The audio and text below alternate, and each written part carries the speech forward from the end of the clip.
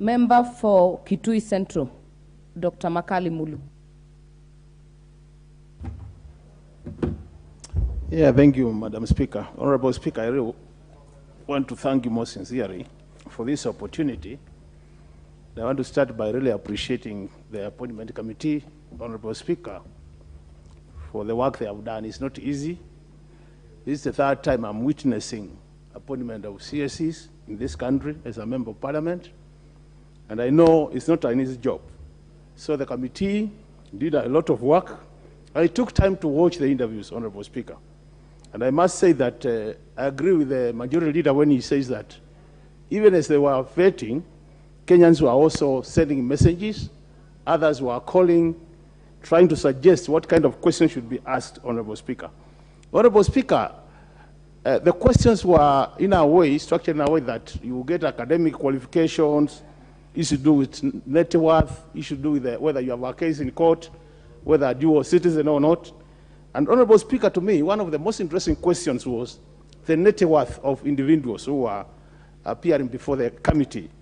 Honorable Speaker, I've looked through this section of the net worth, and what we have picked, Honorable Speaker, is that actually majority of the Kenyans out there are very rich compared to politicians. And it looks like it's only politicians who are not rich. I don't know whether it's because we share our resources with the rest of Kenyans, or it's because we are not aggressive enough to make wealth. Honorable Speaker, I want to single out one of the individuals who appeared before the committee, and from my assessment, this Kenyan must be very good, Honorable Speaker. That this proves that in Kenya, we still have people of high integrity. Honorable Speaker, if you look at the net worth of Governor Mufuria of Kwale, who has been a governor for 2 terms, he is only worthy 120 million. I'm sure not many Kenyans will believe, looking at the kind of life governors are living through and the kind of wealth governors have amassed within the short times they have been governors. So I really want to encourage Kenyans to continue working for the public so that at the end of the day, Honorable Speaker, we provide high levels of integrity as leaders, and at the same time, Honorable Speaker, we make sure that we improve the lives of the Kenyans. Looking at the approvals, Honorable Speaker, you know, Honorable Speaker, I've taken time to read through this report. And there is some consistency in terms of main text of the body of the report and the conclusions. But when I look at my sister, Honorable Penina Malonza, Honorable Speaker, you realize that the main body of the report is inconsistent with the conclusion. Why am I saying that? They are saying very well she's very qualified in terms of academic. She has no criminal case. Our net worth is within the range of the rest of them, and all those good things. But then in conclusion, they say that they don't approve her because she didn't have the technical and the administrative capacity, Honorable Speaker. Honorable Speaker, I want to remind Kenyans and my colleagues that as a CS, most of the work of our CS is policy direction and strategic direction. And the third one, which is critical, is the political direction also, Honorable Speaker. So when you look at that level, really, I don't think as a CS, you need to be an expert in engineering for you to be the CS transport.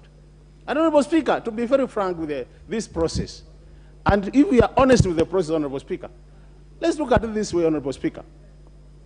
When you look at this report, there are nominees who have been alleged to have criminal cases. Penina Malonza has not been alleged to have any criminal case in this country. There are nominees who have corruption-related allegations, Honorable Speaker. Penina Malonza has no allegation to do with corruption. There are nominees who have allegations to do with murder, Honorable Speaker. Penina Malonza has no allegation to do with murder in this country. There are nominees, Honorable Speaker, who, looking at their papers, there are doubts whether their papers are genuine. Penina Malonza's papers are assessed to be genuine, Honorable Speaker. But despite all this, the people with corruption-related cases, even though they are allegations, the people with criminal-related cases, even though they are allegations, the people whose papers are seen to be not genuine, have been approved by this same committee, Honorable Speaker, and then Penina Malonza, who seems to have no issue at all Honorable Speaker, is being said to be not qualified to be a CS in this country. Honorable Speaker, I must say, these are double standards. And as a parliament, we cannot allow double standards to be played when we are here, Honorable Speaker. Honorable Speaker, I've heard one of the committee members say that as a parliament, we must be doing seen to be doing our work by saying no to some nominees. I want to say this, Honorable Speaker. It is unfortunate, and I don't think we can do that as a parliament, that we can only be seen to be working when one nominee by the name Penina Malonza is not approved and the other nominees are all approved. Fairness demands that, Honorable Speaker, is either we approve all of them, or if not so, then, Honorable Speaker, we also disapprove all of them. Because all of them are even worse cases, allegations, when you compare them with Penina Malonza. Penina Malonza happens to come from my county, Honorable Speaker. And this is a lady I know for many years. She was our first deputy governor of Kitui County. And is somebody we have interacted with. Honorable Speaker, the only omission, the only mistake, this nominee is being not approved by the committee is because she could not make a presentation. Honorable Speaker, I'm imagining one day, because we are talking about inclusion, I was questioning myself, if it happens that we get a nominee who will not be able to talk, or a nominee who cannot hear, facing some disability, does it mean as House will not be able to approve that nominee because she can't present herself or he can't present himself? So, Honorable Speaker, for me, I think really we can't accept these double standards. And that's why I was somehow also not very happy with the way the motion was being moved, because it's like my friend, Majority Leader Honorable Kimani Ichung'wah, was moving the motion, but at the same time trying to move it in an amended form, which he was not telling the House that I'm moving in an amended form. So, Honorable Speaker, I would want to recommend this way.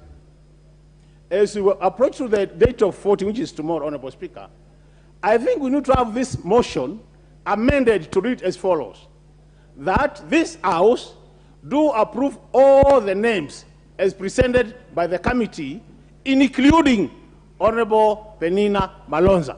That is my prayer, Honorable Speaker. And if we do that, we will have done justice to this country, so that at the end of the day, we don't seem to disadvantage any of the nominees because of reasons which, from my assessment, don't seem to be strong enough to really reject a nominee. So, Honorable Speaker, as I end, I want to say this, Honorable Speaker, that I want to plead with my colleagues who are in the House and those who will be in the House tomorrow, that when the time comes for voting, let's rise to the occasion, honorable members, and make sure that we approve this nominee who happens to be Honorable Penina Malonza, and who has all the technical qualification in terms of academic qualification, who seems to have worked in many organizations. And to make things worse even, Honorable Speaker, you will read the report. Honorable Penina Malonza has been awarded in this country an award called OGW. Honorable Speaker, I don't know how many members here have that award, OGW, awarded by the President of the country. If we were asked to raise our hands, there will be very few. So I'm asking myself, whoever decided to award this lady, honorable lady, that award, was that person blind?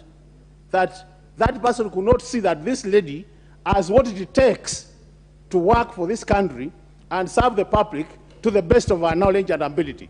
Honorable members, I once more plead with you that come tomorrow, we are going to approve this lady so that she joins the rest of the nominees